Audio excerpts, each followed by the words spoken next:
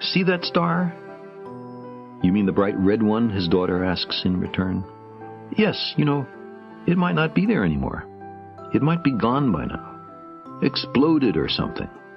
Its light is still crossing space, just reaching our eyes now. But we don't see it as it is. We see it as it was." Many people experience a stirring sense of wonder when they first confront this simple truth. Why? Why should it be so compelling? The immense distances to the stars and the galaxies mean that we see everything in space in the past. Some as they were before the Earth came to be.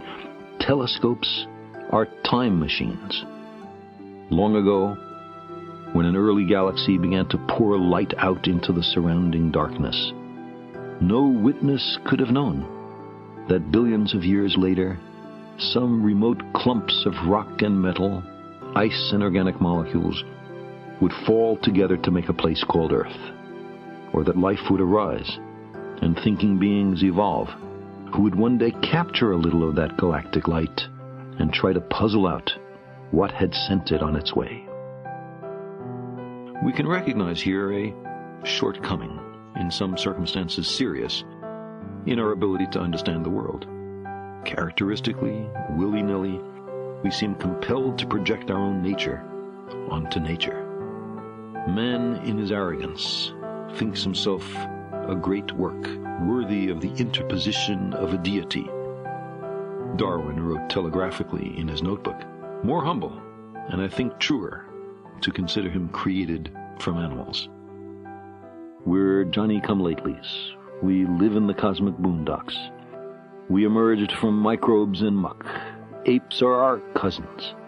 Our thoughts and feelings are not fully under our own control. There may be much smarter and very different beings elsewhere, and on top of all this, we're making a mess of our planet and becoming a danger to ourselves. The trapdoor beneath our feet swings open. We find ourselves in bottomless freefall. We are lost in a great darkness, and there's no one to send out a search party.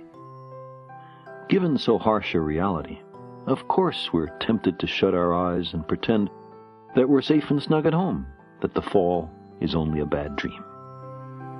If it takes a little myth and ritual to get us through a night that seems endless, who among us cannot sympathize and understand? We long to be here for a purpose, even though, despite much self-deception, none is evident.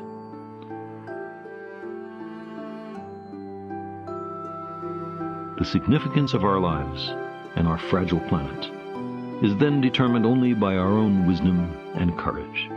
We are the custodians of life's meaning. We long for a parent to care for us, to forgive us our errors, to save us from our childish mistakes.